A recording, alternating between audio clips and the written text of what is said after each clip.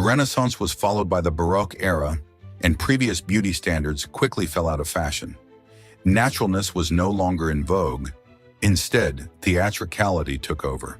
The ideal woman was a proud, elaborately dressed lady with a grandiose hairstyle and an abundance of jewelry. Just look at the fashion icon and mistress of Louis XIV, Angélique de Fontanges. In the Rococo era, beauty was synonymous with eternal youth. Style icons like the Marquise de Pompadour and Queen Marie Antoinette mastered this look. A Rococo woman was glamorous in the best sense of the word. Her beauty was extravagant. She resembled a porcelain doll. The more childlike her face appeared, the better. She wore careful makeup, powdered hair, and had delicate hands and feet, a tiny waist, and fragile shoulders. She was playful, graceful, and delightfully capricious. The Empire style brought another wave of admiration for antiquity, leading to the so-called naked fashion, which critics mockingly called the fashion of savages. Women wore lightweight dresses made of transparent muslin or gauze, sometimes even forgoing a petticoat. Before a ball, a fashionista would dampen her dress with water so that the fabric clung to her body like the drapery of ancient Greek statues. Unsurprisingly, many young women caught deadly colds at winter balls. The Victorian era presented two opposing ideals of femininity. On one hand, the virtuous, rosy-cheeked angel of the house. On the other, the tragic, pale, and fragile beauty, exhausted by life, like Marie Duplessis, the Parisian courtesan who inspired the Lady of the Camellias.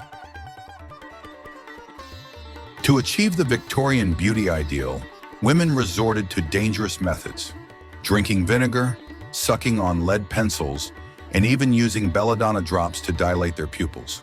A Victorian lady's outfit resembled a birdcage. A crinoline, corset, petticoats, stockings, a jacket, a cape, and a flower-adorned hat.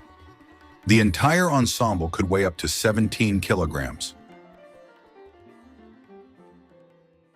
Illustrator Charles Gibson published many pictures of beautiful young women in magazines in the late 19th and early 20th centuries, and the so-called Gibson girl became a new image that millions of women in America and Europe tried to approach.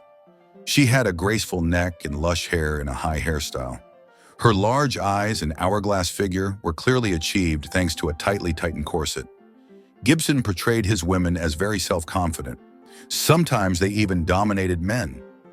One of the models was Lady Nancy Astor, the sister of the artist's wife, and in the future the first woman member of the lower house of the British Parliament.